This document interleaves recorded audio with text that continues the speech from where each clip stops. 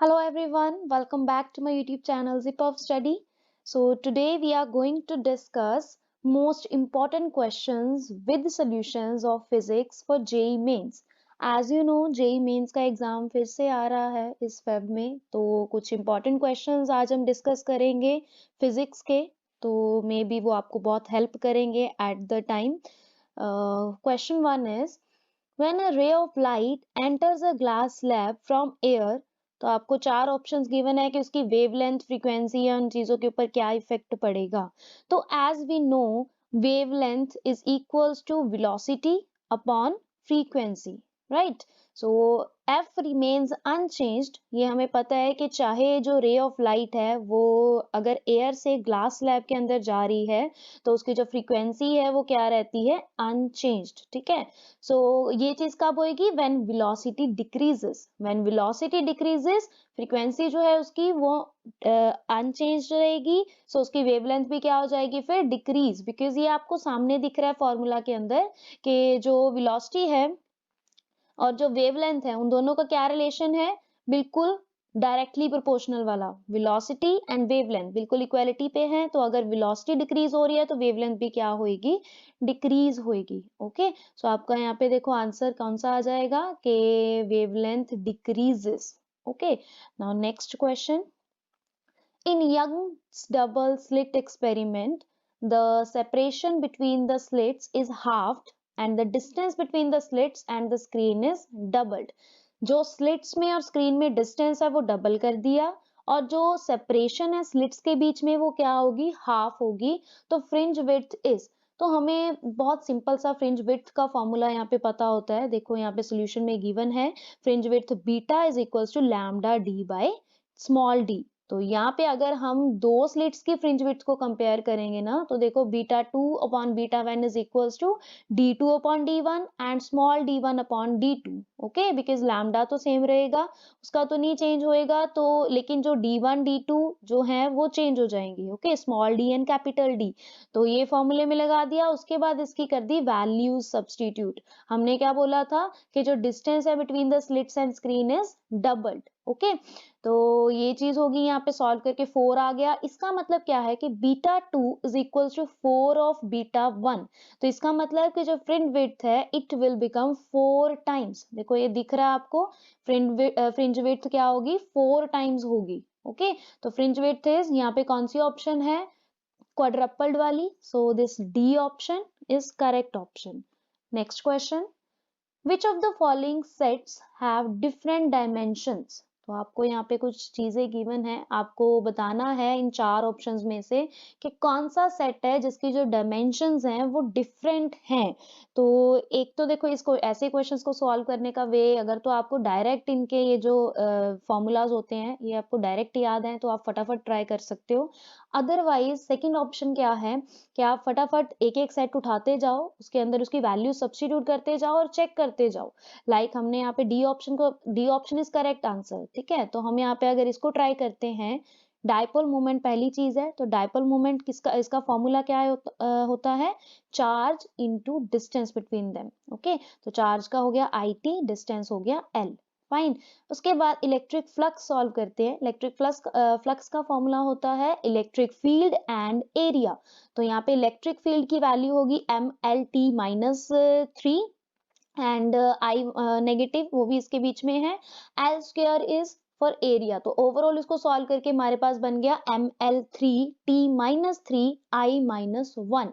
So they have different dimension. देखो दो ही चीजों के डिफरेंट आ गई तो थर्ड इलेक्ट्रिक फील्ड की तो इसी में से निकल जाएगी M L T minus three I minus one. तो दिख ही रहा है तीनों चीजों की जो डायमेंशन है वो क्या आ गई, अलग आ गई. ओके. तो your D option is correct option. Next question. Planck's constant has dimensions. तो आपको ये बतानी है कि प्लैंक्स कांस्टेंट की डायमेंशन क्या होती है. हमें फॉर्मूला पता है प्लैंक्स कांस्टेंट का. It is energy is equals to H into V. V या इसको न्यू बोलते हैं हम, फ्रीक्वेंसी. ठीक है. तो एनर्जी का आप फॉर्मूला लिखो, dimensional formula is M L two T minus two. Frequency का लिख दो T minus one. Overall solve करके h का आ जाएगा M L two T minus one. So Planck's constant की dimensions M L two T minus one. Okay. So next question. JEE Mains important questions हैं physics के, ठीक है। तो अगर आपने अभी तक मेरा चैनल सब्सक्राइब नहीं किया है तो प्लीज सब्सक्राइब माय चैनल, ताकि आपको आगे भी ऐसी जो कॉम्पिटिटिव एग्जाम्स हैं उनके क्वेश्चंस विद सॉल्यूशंस मैं प्रोवाइड करती रहूं, और प्रेस दैट बेल आइकन ताकि उसके जो नोटिफिकेशन है वो भी आपको साथ के साथ मिलती रहे। सो नेक्स्ट क्वेश्चन देखो क्या है। A ship of mass 3 × 10⁻7 kg initially at rest. तो हमें एक चीज तो यहाँ पे पता चल गई कि u की वैल्यू क्या है यहाँ पे, u is initial velocity, u की वैल्यू होगी यहाँ पे 0। Okay, pulled by a force of 5 × 10⁻4 newton. एक आपको मास की वैल्यू गिवन है, तो जो you will just simply write down m is equals to this, force is equals to this, through a distance of 3 metre. तो यहाँ पे distance भी गिवन है हमारे पास। assuming that resistance due to water is negligible, the speed of the ship is. तो आपको यहाँ पे उसकी वेलोसिटी फाइंड करनी है, आई मीन टू से v फाइंड करना है आपको। तो सिंपल फॉर्मूला फोर्स और मास को रिलेट करने वाला हमारे पास होता है F is equals to m into a। तो we'll use this formula, a is equals to F by m, we know the value of F as well as of m। तो दोनों की वैल्यू को सब्सटीट्यूट करके हमारे पास answer आ गया 5/3 10⁻³ metre पर second square. Okay, उसके बाद है वेलोसिटी। देखो यहाँ पे इन्होंने ना v is equal to √2as लिखा हुआ है, तो यहाँ पे देखो यहाँ मैंने velocity is equal to √2as लिखी हुई है। तो ये चीज ऐसे क्यों है, because we know by equation of motion v² minus u² is equal to 2as। मैंने आपको क्वेश्चन की स्टार्टिंग में ही बोला कि u is equal to 0, because mention है स्टेटमेंट में initially ship is at rest. Okay, तो u इज 0, तो उसको खत्म करके हमारे पास v² की वैल्यू आ गई 2as। तो v की वैल्यू क्या होगी, √2as। ओके, तो उसके बाद जस्ट वैल्यू सब्स्टिट्यूट कर दी। देखो यहाँ पे कैलकुलेशन में √2 × 5/3 × 10⁻³ इज वैल्यू ऑफ एक्सेलरेशन, जो हमने ऊपर ही फाइंड की है, इंटू s की वैल्यू इज 3, तो वो यहाँ पे मल्टीप्लाई करा हुआ है, इज इक्वल्स टू √0.1। ये ओवरऑल सॉल्व करके आप इसको सॉल्व करोगे तो 0.1 मीटर पर सेकेंड आंसर आ जाएगा। ठीक है, तो आप इसकी जस्ट कैलकुलेशन है जिसको आप आराम से सॉल्व कर सकते हो। Next question is two blocks A and B of masses 2m and m respectively are connected by a massless and inextensible string। Diagram check करो। देखो ये वाली जो डायग्राम है यहाँ पे राइट साइड में बनी हुई है, आपको दिख रहा है एक स्प्रिंग है, ऊपर टाई किया हुआ है, नीचे एक A वेट है, देन नीचे B वेट है। A वेट का जो मास है इज 2m, B का मास इज m। ओके, तो they are connected by this string. The whole mass is suspended by massless spring as shown in the figure। ये spring की बात हो रही है, massless spring है। okay, the magnitudes of acceleration of A and B immediately after the string is cut। तो अगर आप यहाँ से स्ट्रिंग कट कर देते हो तो जो इनकी एक्सेलरेशन आएगी, उसका जो मैग्नीट्यूड आएगा दोनों ए और बी का, वो आपको कैलकुलेट करना है। ओके, तो सबसे पहले तो देखो अलग अलग कैलकुलेट करना है, तो हम इन दोनों का अलग अलग डायग्राम बना लेते हैं, वो भी तब जब ये जो स्ट्रिंग है आप यहाँ से कट कर दोगे। ठीक है, तो पहले देखो बी का बनाया, बी के ऊपर मान लो यहाँ पे स्प्रिंग के साथ ये अटैच्ड है, ठीक है, दोनों वेट्स या दोनों जो बॉडीज हैं, तो यहाँ पे इनके अंदर रिस्टोरिंग फोर्स भी होगी। दिस बी, बी तो देखो लास्ट वाला ये नीचे वाला है, तो इसके तो सारी फोर्स नीचे वाली साइड ही लग रही है, तो कौन सी कितनी फोर्स लग रही है, this is M G. Okay, उसके बाद यहाँ पे देखो ए, जो ए ब्लॉक है उसके नीचे तो फोर्स लग रही है 2mg, बिकॉज यहाँ पे इसका वेट मास कितना है 2 × m। ओके, इसके ऊपर जो रीस्टोरिंग फोर्स है, देखो यहाँ पे स्प्रिंग के साथ ही सबसे पहले अटैच है, तो रीस्टोरिंग फोर्स इसके अंदर जो स्टोर होगी it will be 2m + 1m। तो ओवरऑल मिला के हो गया ये 3m, जो अपवर्ड साइड एक्ट कर रहा है। So just before the string is cut, force on the spring pulling up is kx। और kx हमारे पास क्या होता है, ये हमारे पास जो हम रीस्टोरिंग फोर्स वाला फॉर्मूला पढ़ते हैं ना, उसमें ये कॉन्सेप्ट आता है। So this is 3mg, right? So therefore after string is cut, freely body diagram of block A is कितना होएगा, ओवरऑल उसके ऊपर जो लग रही थी force that is of 2m a, this a stands for acceleration of A block। Okay, so this is -3 mg -2 mg। Okay, तो overall solve करके हमारे पास क्या आ गया, इसके यहाँ से हमारे पास इसकी एक्सेलरेशन की वैल्यू आ गई ए ब्लॉक की, इट इज g/2। सेम हम करेंगे free body diagram of block B. Block B के लिए भी सेम कॉन्सेप्ट लगाएंगे, ओवरऑल मास इनटू एक्सेलरेशन, ठीक है, इज इक्वल्स टू जितनी यहाँ पे नीचे उसका ओवरऑल जो फोर्स लग रही है, दिस इज mg। तो यहाँ पे ए बी की वैल्यू क्या आ गई, स्मॉल g। तो हमारे पास कौन सी ऑप्शन सही होगी, this B option, g/2 and g। Clear. Next question is, if a machine is lubricated with oil, अगर आप मशीन को ऑयल के साथ लुब्रिकेट करते हो तो इनमें से कौन सी ऑप्शन सही होगी और कौन सी गलत।